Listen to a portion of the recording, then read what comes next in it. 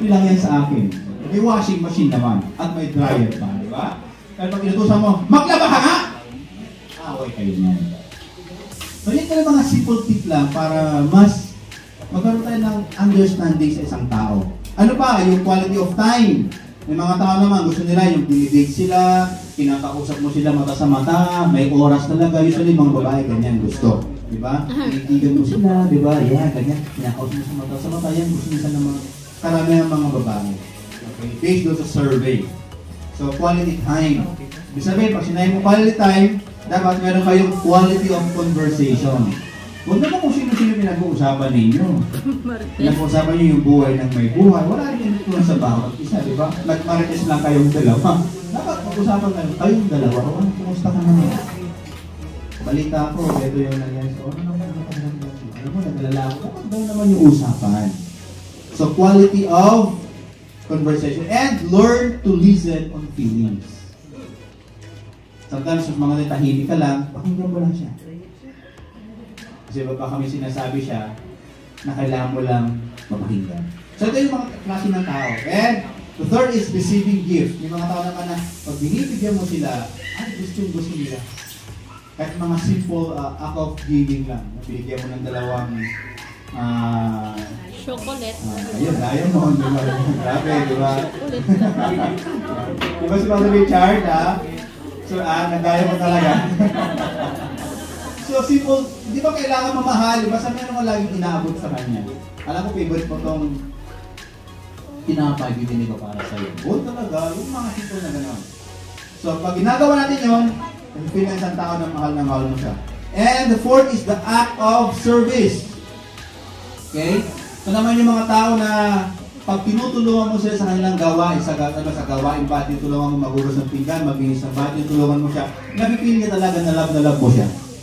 Yan. So, act of service. O kaya, hinahatid mo siya sa trabaho, sinusundo mo siya, or something na service na pwede mong ibigay sa kanya.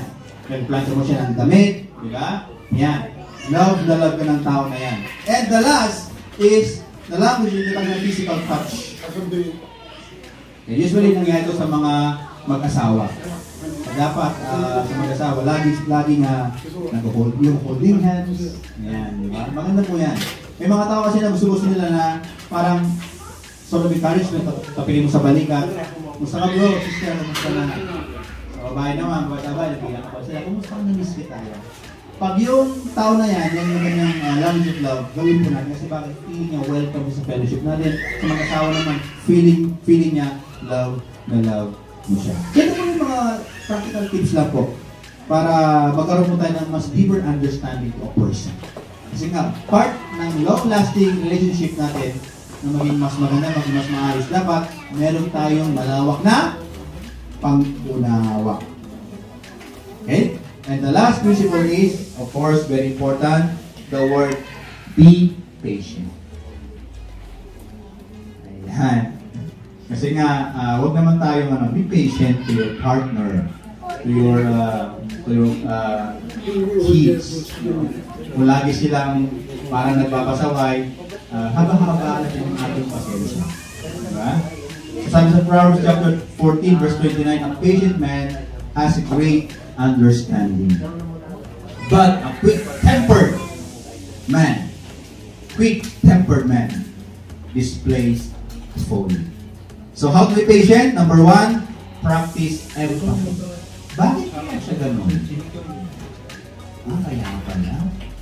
Ang bigat ng trabaho niya. So naiintindihan mo, empathy ang kaya pala. May umutong sa kanya. Naiintindihan mo na ngayon yung kanya. So empathy. Parang nilalagay mo yung sarili mo doon sa buhay niya. Dahil doon, nagiging patient naman sa kanya. Diba? And practice of the skill of listening. Makinig ka lang sa mga sinasabi niya. Kasi may mga tao kasi na pag pinapakinggan yung sinasabi niya, parang nag-therapy sila. Kaya alam niyo po yung inuman. Kaya maraming tao ba't ang sarap ng nag-iinuman sila. Kasi nasasabi nila yung sa loob nila Alam pag lasing? Ako pare, talagang misis ko talaga. Walang kwenta yan. Pag lasing na, di ba? Kasi bakit? Nasasabi nila yung feeling nila Kaya minsan masarap mag-inuman. nagtherapy sila. Sinasabi nila yung mga bagal, mga lalaki, yung mga lalaki din sa mapagkimkim yan, nasabi nila pag medyo lasing na sila, nasabi nila, nasa loob nila. And it's a good therapy minsan. Kaya minsan pag meron tayong mga mahal sa buhay na nagsasalita, pakinggan natin minsan. Okay. Tama nga yan. Kasi yung mga taong gusto na lang pakinggan lang sila. So, be patient with them. Okay? Kasi bakit? Pag ginagawa natin yan, be patient din. So, ito po yung mga tatlong bagay na maaaring makatulong if we are looking for a good, long-lasting relationship. And of course, siyempre, kasama natin yung Panginoon dyan. Diba? Diba? Meron tayo tawag na vertical relationship and horizontal relationship. Of course, part na po yun. Nawa po, itong tatlong bagay ito ay makatulong sa atin to create a loving and long-lasting relationship. Meron akong isang story na mabasahin sa inyo. So, once upon a time, there was a newly-wed girl named Charlene. And then Arte. Biro lang Charlene, okay? So,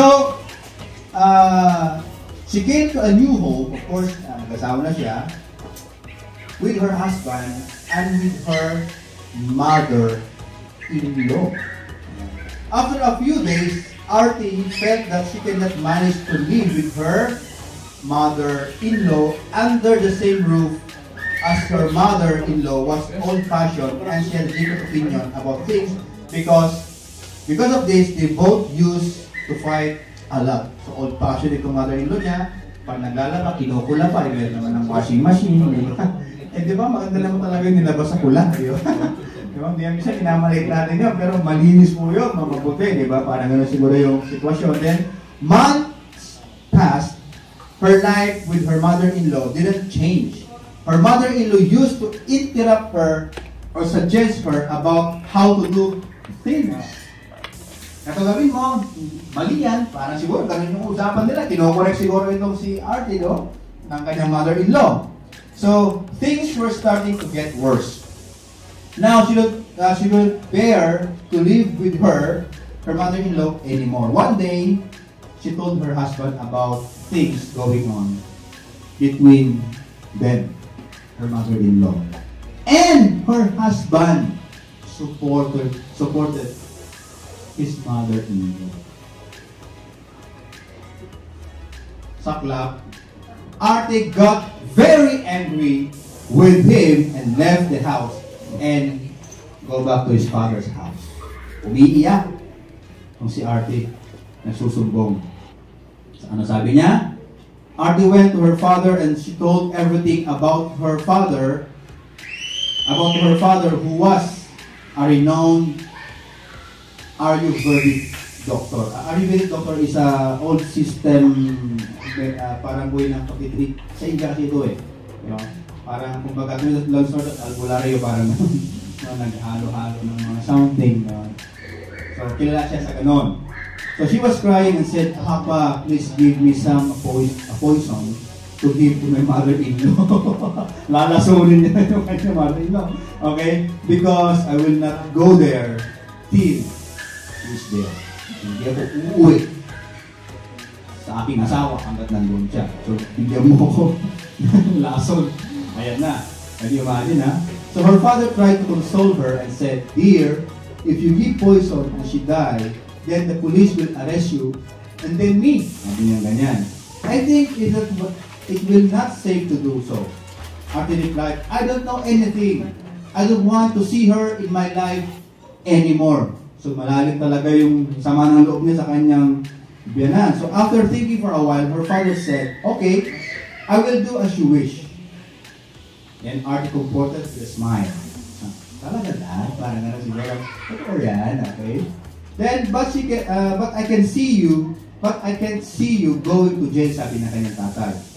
So, do you agree? Observe the condition? Sabi ng kanyang tatay, yes, sabi ni Artie. Now, her father brought a small pack and said, you have to add just a pinch of poison in your mother-in-law food every day. Due less quantity of poison, she she will not die immediately, but she will get weak after 5 to 6 months.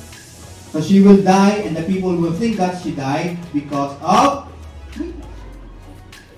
So killing me softly. Ang nangyayari, di ba? So paunti-unti na rin patak para sabi ng mga tao, ay, namatay na siya dahil mahina na yung kanyang katawan. So Father continued, but you have been very courteous that your husband did not even see a hint about it, because if you get any idea or doubt about when you do this, you will go to jail. To make sure he doesn't doubt you, sabi niya ganyan, sabi ng kanyang father, you have to stop fighting with your mother-in-law. From now on, you will treat her with respect, care, listen to her silently. Even she treat you bad and haunt you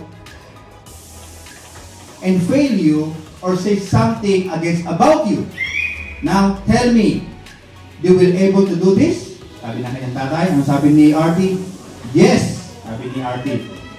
She thought that it's just 5 to 6 months. After that, her mother-in-law will die. So she agreed. So she took the small pack of poison from her father and left to her husband's house. Morning that day she arrived, Artie started to mix a pinch of poison daily in her mother-in-law food. Also, she changed her behavior toward her mother-in-law. Now she used to listen carefully, silently, all things her mother-in-law said to her. She started to care for her mother-in-law and used everything for her. And after weeks, her mother-in-law's behavior started to change toward her. Now, Artie's mother-in-law started to spend with her and gave her a blessing. Artie used to add a piece of poison daily in her mother-in-law's food, and months passed. Ano nangyari? But now the environment of the house was changed. Artie and her mother-in-law fights were now things of old days. Now, mother-in-law used to sit with Artie, have food with her, talk to her. She now wouldn't go to bed until she had spent time with Artie. So, sabi, itong mother-in-law niya, parang napamahal na sa kanya. 5 months after, now Artie mother-in-law treated Artie like her own daughter. And Artie started to feel her mother-in-law as was like her own mother. Artie thought of poison she gave her mother-in-law for a month. She couldn't accept in her thought, letting her mother-in-law die. Ito na yung nangyari. Grabe na, parang napamahal na rin yung kanyang mother-in-law sa kanya. Siya naman parang talagang nanay na. Ang nangyari ng ganito, papaano na yung patak-patak na laso na binigay ko sa kanya. Parang hindi na mag-isip ngayon na mamamatay yung kanyang mother-in-law. So she now started to worry about things, especially the health of her mother-in-law. Thinking the same, she went to her father's house and asked him to give some medicine to cure her mother-in-law from the poison she gave. She said to her father, "My mother-in-law is very sweet now, and I don't want her to die. Please give me medicine to reverse the effect of the poison you gave me." Her father laughed and said, "Poison? What a poison?" Sabi niya ngayon, "I had given you some digestion medicine for your mother-in-law." Anong ginawa ng tatay? Sinalit niya lang yung kanyang anak na mahalin talaga, ibahin yung approach doon sa language ng kanyang mother-in-law. At nagbunga nga po yun. At nagkaroon siya ng maganda at maayos na relasyon. So the solution of our relationship is already in our hands. Kailangan lang gamitin natin ng tama at maayos. Tanong ko sa inyo, kumusta ang inyong relasyon sa inyong pamilya? Masaya ba sila pag tumatawag sila sa iyo? Tinatawagan ko, tinatawagan mo sila? Masaya ba sila pag pinatext mo sila? Of course, masaya sila, lalo na, oy, sinet ko na yung allowance nyo. Thank you, masaya talaga sila, di ba? I mean, another way around, di ba? Kakapadala lang. Masaya ba sila? So, if you want to have loving and long-lasting relationship, just the 3 principles that I've shared to you, i-apply po natin. Naniniwala ko, sa tulong ng Panginoon, sa tulong ng Diyos, magiging masaya ang relasyon po natin sa ating pamilya. Let's pray. Panginoon, salamat po sa kabutihan mo at kami na nalalahanan na dapat ang relasyon po namin sa aming buhay asawa, sa aming mga anak, sa aming pamilya, ay talaga, Lord, na i-enjoy po namin. Nandun talaga, Lord, yung love na nagmumula po sa inyo. Lord, help us, Father, na may create po namin ang long-lasting and enjoying relationship, Lord God, sa aming pamilya, Panginoon. I pray na hindi mo allow ang kaaway na istorbohin, Panginoon, magbigay ng anumang mga balakid upang ang ganitong, Lord God, na relasyon ay hindi magkaroon ng katunayan, Lord God, sa bawat sa amin dito, Lord God. Lord, I pray na isil mo, Panginoon, na iyong dugo ang relasyon, Panginoon, ng aking mga kapatid sa kanilang mga asawa, sa kanilang mga anak, at sa kanilang mga pamilya, Panginoon. Tulungan mo sila na sila mismo, Panginoon, ang mag-reach out and give them wisdom and understanding on how to build, Lord God, the relationship properly na according po sa iyong kalooban. Ama, salamat po. We bring back all the glory to you in the name of Jesus. Amen. Amen.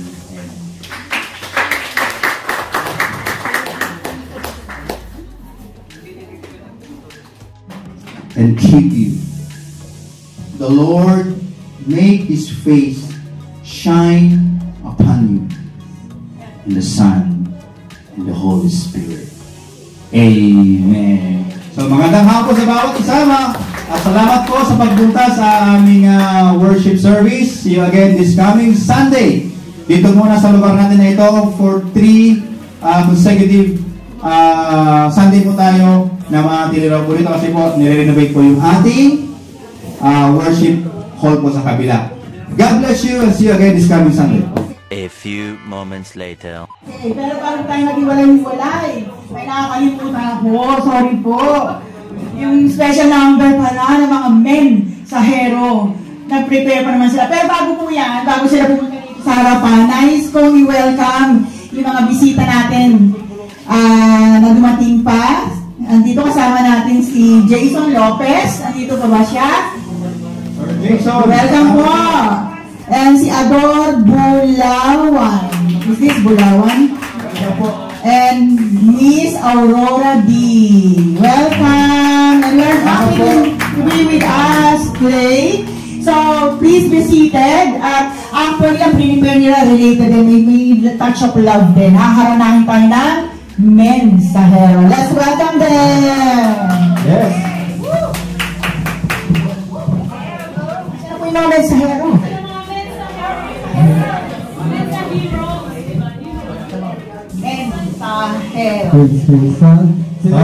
Hello, check. Check the sound. Yeah. Si Gerald, sa gitna si Gerald. Gitna si Gerald. Actually, ito po yung aming final practice.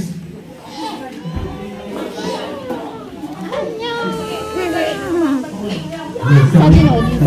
사진 무슨 말이야 어디? 원 있어.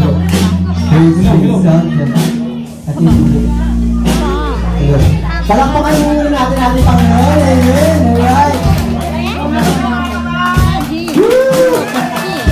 Alright, here we go.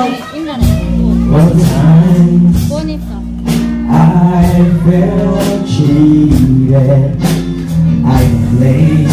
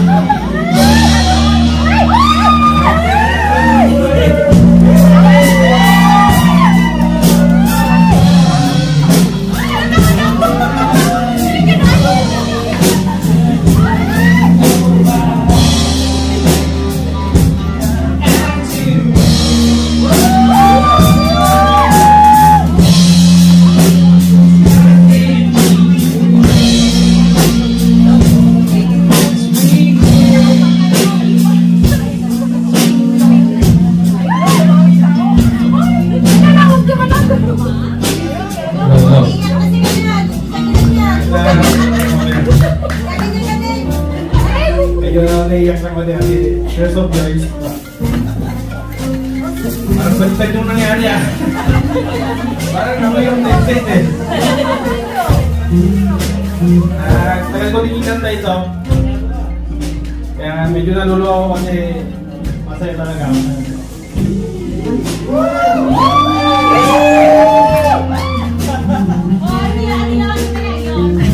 Yung isip namin ni Kuya Isa iiyak sister pero ako nabaliktad. Pero okay lang yan kasi masaya ako ngayong araw na to. Papasalamat ako sa mga kasama natin. 3 years na tayo mahigit. Talagang matagal ko na inaantay itong time na to. Kaya ito na siguro yung perfect time na sabihin ko sa'yo at huwag kang mag-alala. Kung ano yung iniisip mo last week, nakakala mo may ginagawa akong mali. Tamang hinala. Ito lahat yung pinagandang namin. Kung nakakala mo na may binigyan ako ng ibang bulaklak sa message, hindi po.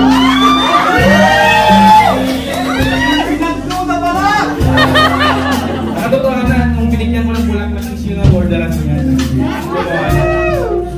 At hindi mo na papatagalin.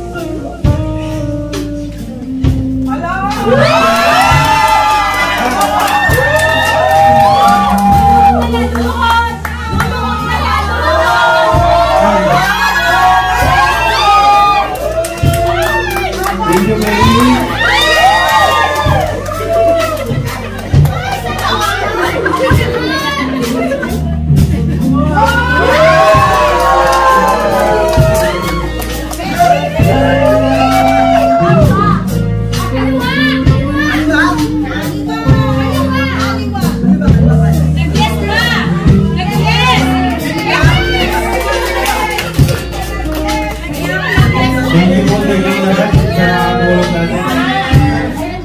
Maraming salamat po sa inyong effort at sa mga tumulong.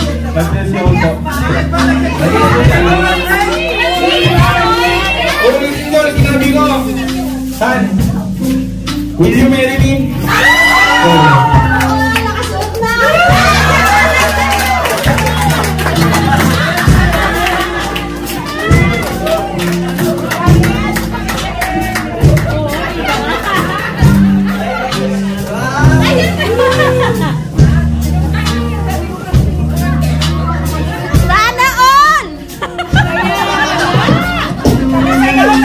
Hello, Michael.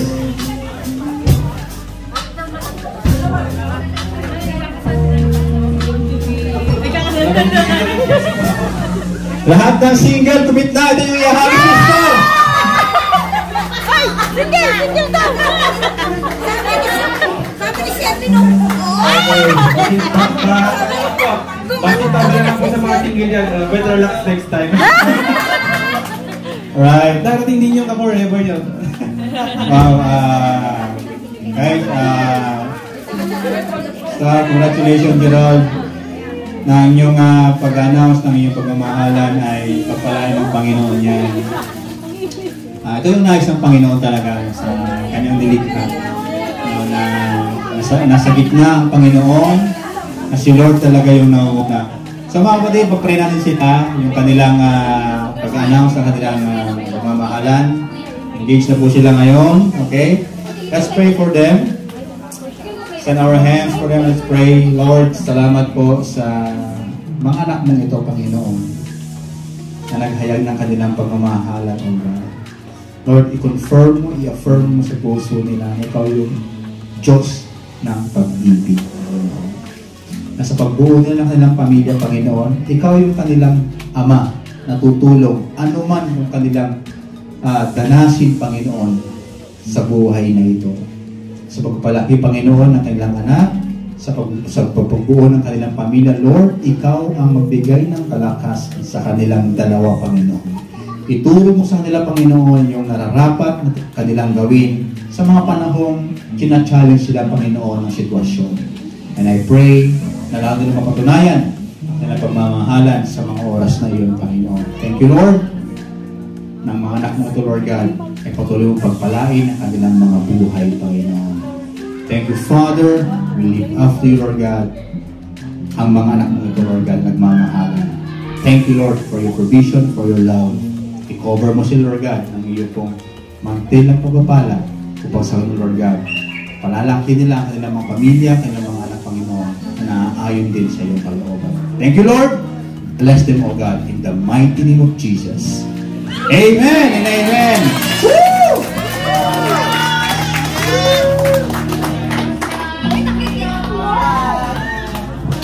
Kailan ang kasal? Pag-uusapan mo po. Order na kami ng gowns. Anong motive? But sana bago matapos tong taon na to is may kasal ko. Yan talaga yung goal ko talaga. Uunahin ko muna to bago mo step sa next stage na lagi sa buhay na mag-asawa. Natapos na yung first step, susunod na yung second step, and yung susunod pa na mga future namin bilang mag-asawa. Thank you po sa inyo lahat, sa mga nag-report, sa mga tumulong, and God bless you po. God bless po sa ating lahat. Thank you po, KCBC. Hindi ka nakalata? Oh no, hint. Ay! Bagay, ano tayo? Wagi. Kasama tayo mga future ninang.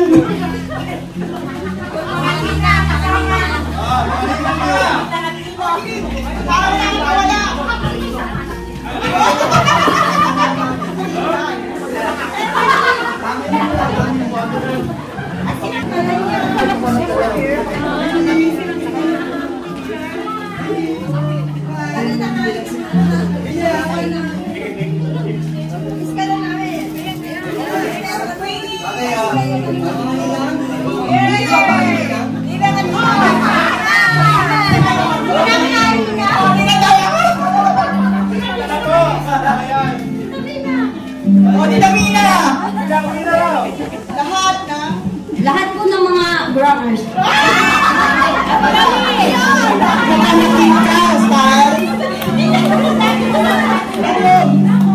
Mapanagip ka, Star. Na anak.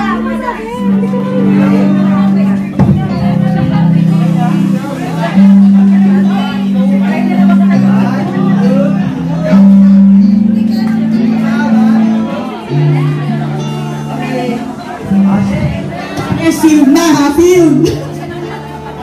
Tara na, sakay na mahaba! Oo, kasi nakakalit na. Ate ka na!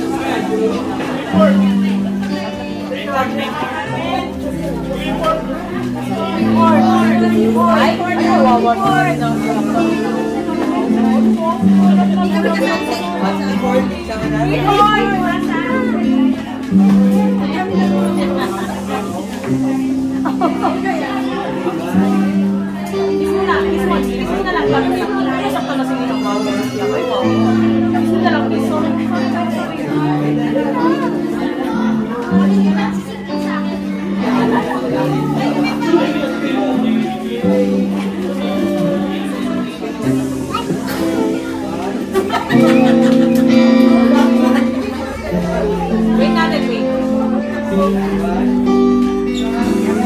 Dapat hawak yung kamay.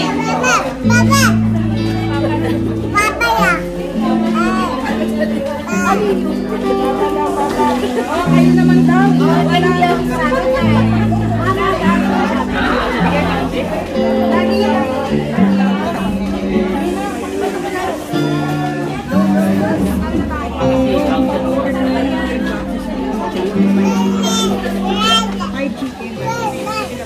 Ay, oh, sa punta. Sabi ko na, saan. Sige, tapos na ba? Punta ka na kay Papa.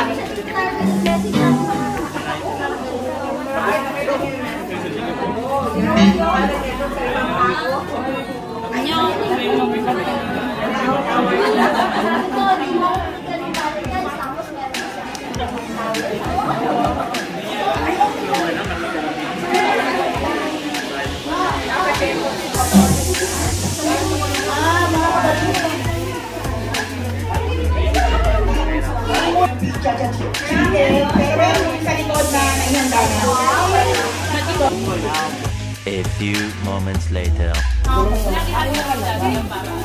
Ayan, kainan time na. Sana mga medaya raw na kaya. Sarap ng pansit. May salad. Kain natin. Sige lang. Kain na, Lucel. Kita ko lang kayong kumakain. Busog na ako. Yan ang gusto ko sa'yo eh. Punta na ako sa bahay ninyo. Meron na akong mata. Ano siya mas? Buko pandan. Ayaw niya kumain. Siyempre, kat ka mahal. Nakagulo. Papasyaran tayo mamaya. Char. Oo, marami.